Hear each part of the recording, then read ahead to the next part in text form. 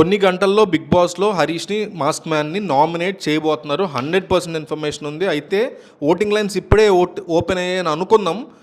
హరీష్కి సపోర్ట్గా ఓటేస్తాను, అగెనిస్ట్గా ఓటేస్తాను, అంటే హరీష్కి ఓటు వేస్తాను, మాస్క్ మ్యాన్కి ఓటు వేస్తాను, వెయ్యను, ఈ రెండిట్లో ఒకటి పక్కగా కామెంట్ చేయండి.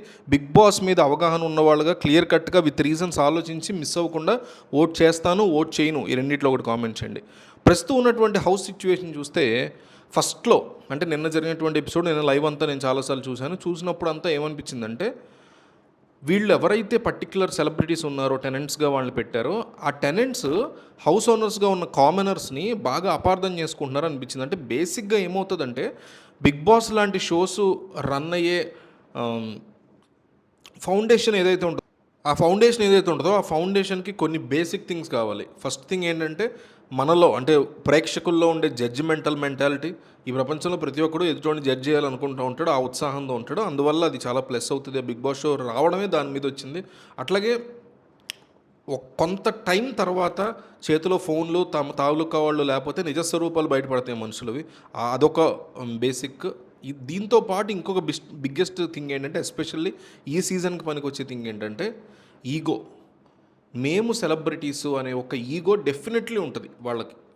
ఇప్పుడు కామనర్స్ ఇప్పుడు సెలబ్రిటీస్ అయిపోయి హౌస్లోకి వెళ్ళారు కదా, మీలాంటి వాళ్ళు నాలాంటి వాళ్ళు ఎవరిని తెలియని వాళ్ళు హౌస్లోకి పంపించాం అనుకోండి, ఆ ఈగో వీళ్ళకి హర్ట్ అవుతుంది. అప్పటికీ పాపం కామనర్స్ చాలా జాగ్రత్తగా, ఒబీడియంట్గా, హంబుల్గా, పొలైట్గానే డీల్ చేస్తున్నారు. బట్ దాన్ని వీళ్ళు ఏదో ఒక్కడో తీసుకోలేకపోతున్నారు. అంటే వీళ్ళే క్లీన్ చేయడం కానీ, వాళ్ళే బట్టలు ఉతకడం కానీ, వాళ్ళే వంట చేయడం అవన్నీ చేసేసరికి ఆ ఈగో క్లాష్లు రైజ్ అవుతున్నాయి. అవి టాస్క్ల దగ్గరికి వచ్చేసరికి పీక్ ఆఫ్ ఈగోకి వెళ్ళిపోయి నువ్వెంత అంటే నువ్వెంత అనే లెవెల్కి వెళ్తుంది. అందువల్ల ఇలాంటి సీజన్ ఒకటి అవుట్ హౌస్ని పెట్టి డబుల్ హౌస్ డబుల్ డోస్ అన్నట్టు పెట్టి ఇది చదరంగం కాదు రణరంగం అనే ఒక స్కెచ్తో దించుతున్నారు అనేది క్లియర్ కట్గా అర్థమవుతుంది. అయితే నిన్నటి వరకు వీళ్ళ ఈగో థింగ్ నడిచింది. అయితే నాకైతే కామనర్స్ బాగానే ఉన్నారనిపించింది నిన్నటి వరకు. ఇప్పుడు ఏంటంటే కామనర్స్ ఇవాళ లైవ్ చూస్తున్నప్పుడు కామనర్స్ ఏదైతే ఈ నామినేషన్స్కి సంబంధించి వాళ్ళు ఆలోచిస్తున్నారో, మాట్లాడుతున్నారో, డిస్కస్ చేసుకుంటున్నారో ఆ యాటిట్యూడ్ అంతా కూడా రాంగ్ నోషన్స్తో, రాంగ్ పాయింట్స్తో వాళ్ళు సెలెక్ట్ చేస్తున్నారు ఈ నామినేషన్స్కి అని అనిపించింది.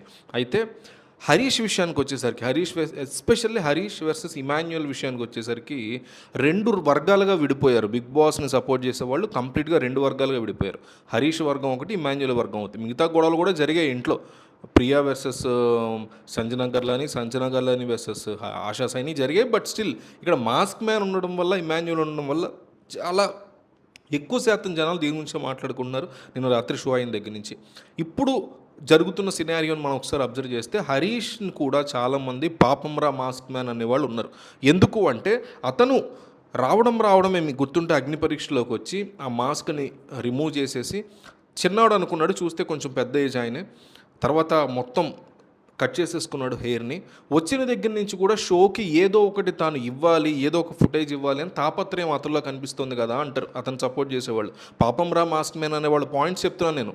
వాళ్ళు ఏమంటారంటే బిగ్ బాస్ షోలోకి ఎంటర్ అయినప్పుడు డంబుగా అట్లా దద్దిలాగా నించోకుండా తన పాయింట్ని ఎక్కడో ఒకటి ప్లేస్ చేయడం. దమ్ము శ్రీజ అదే చేస్తుంది, మాస్క్ మ్యాన్ అదే చేస్తున్నాడు, మనీష్ అక్కడక్కడ చేస్తున్నాడు, పవన్ కళ్యాణ్ చేస్తున్నాడు, ప్రియా చేస్తాను. సెలబ్రిటీస్లో కొంతమంది సైలెంట్గా ఉంటున్నారు. ఈ డీమన్ పవన్ తప్ప అందరూ బాగానే చేస్తున్నారు, కొంచెం చేస్తున్నారు. మాస్క్ మ్యాన్ పీక్లో చేస్తున్నాడు. బిగ్ బాస్ యొక్క ఫార్మాటే ఇది కదా. ఇప్పుడు బిగ్ బాస్ టెనెంట్స్ ఇంట్లో ఉండకూడదు, వెళ్ళిపోవాలన్నప్పుడు అందరూ సైలెంట్గా ఉండడం కంటే తీసుకుని వెళ్ళిపోవడమో, మాట్లాడడమో, ఏదో తనకి లీడ్ దొరికిన చోట తీసుకోవడమో, కెప్టెన్సీ కోసం కెప్టెన్ లాగా బిహేవ్ చేయడమో, అందరికీ ఒక పెద్దలాగా తను ప్లాన్డ్గా ఉండడమో, ఏదైనా ఇష్యూ వచ్చినప్పుడు సార్ట్ అవుట్ చేసేలాగా ఉండడమో, ఈ కైండ్ ఆఫ్ యాటిట్యూడ్ని మీరు ఎట్లా తప్పుపడతారు మాస్క్ మ్యాన్ విషయంలో అని అతన్ని సపోర్ట్ చేసేవాళ్ళు, పాపంరా మాస్క్ మ్యాన్ అనేవాళ్ళు అడుగుతున్న పాయింట్స్ ఒకటి. రెండోది ఏంటంటే అతను ఒక్కొక్కసారి ఒక్కొక్కలా ఉంటున్నాడు, అపరిచితుడిలా ఉంటున్నారు అనేటువంటి కామెంట్ చేసేవాళ్ళు కూడా వాళ్ళు అంటే మాస్క్ మ్యాన్ని సపోర్ట్ చేసేవాళ్ళు ఇస్తున్నటువంటి మెయిన్ పాయింట్ ఏంటంటే అతనిలో ఎమోషన్ కూడా ఉంది. భోజనం అనేది ఒక నోటి దగ్గర కూడుని లాక్కోకూడదని ఇదే ఇమాన్యుయల్ గురించి కదా అతను కష్టపడ్డాడు. ఇదే ఇమాన్యుయల్ కష్టపడ్డాడని చాలా పని చేశాడనే కదా హరీష్ అతనికి ఫుడ్ ఇవ్వడం కోసం అంత తాపత్రయపడ్డాడు మధ్యాహ్నం పూట. అదే హరీష్ని ఎంత బాండ్ బిల్డ్ అయినా గుండు అంకులని ఎట్లా అంటాడు ఇమాన్యుయల్? సో దాన్ని ఇతను ఎట్లా తీసుకోగలుగుతాడు? కెమెరా కోసం చేశాడని ఎట్లా అంటారు మీరు? అదంతా జరిగిన తర్వాత లోపలికి వెళ్ళి కళ్ళెమ్మడి నీళ్ళు ఎందుకు పెట్టుకుంటాడు? ఫుడ్ ఇవ్వండి అని మధ్యాహ్నం కెమెరా దగ్గరికి వచ్చి మాస్క్ మ్యాన్ మొత్తుకున్నదంతా మీరు చూడలేదా? మీకు ఎడిటింగ్ ఎపిసోడ్లో కట్ అయిందా? మీరు లైవ్ చూడండి అంటూ మాస్క్ మ్యాన్ని సపోర్ట్ చేసేవాళ్ళు ఒక కొత్త వెర్షన్ని కొత్త ఆర్గ్యుమెంట్ని తెర మీద తీసుకొచ్చారు. అదేంటంటే పాపమోరా మాస్క్ మ్యాన్ అతను చాలా అమాయకుడు ఇన్ ద సెన్స్ క్లెవర్ పర్సనే, బట్ కన్నింగ్ కాదు, కెమెరా కోసం అతను ఏమీ చేయట్లేదు అనే వాళ్ళు బాగా ఈ 24 అవర్స్లో కూడా పెరిగారు. డిస్కషన్ అయితే నడుస్తోంది దీని మీద. సో మీకే గనక ఓటు వేసే ఛాన్స్ ఉంటే ఇప్పుడు, లేదా మీరే హౌస్లో నామినేట్ చేసే అవకాశం ఉంటే, మీరే ఒక ఇంట్లోని కంటెస్టెంట్ అయితే మాస్క్ మ్యాన్ని నేను నామినేట్ చేస్తాను, నామినేట్ చేయను, మీరే ఆడియన్స్ ఓటింగ్ పోల్ ఓపెన్ అయ్యి ఉంటే ఓటు వేస్తాను మాస్క్ మ్యాన్కి పాజిటివ్గా సపోర్ట్గా, ఓటు వేయను, ఈ రెండిట్లో. అదండి సంగతి. ఇలాంటి ఇంట్రెస్టింగ్ విషయాలు మరెన్నో తెలుసుకోవడానికి మా ఛానల్ని సబ్స్క్రైబ్ చేసుకోండి. మా వీడియోస్కి లైక్ చేసి పక్కనే ఉన్న బెల్ ఐకాన్ క్లిక్ చేయడంతో మా వీడియోస్ మీకు నోటిఫికేషన్ రూపంలో వస్తాయి.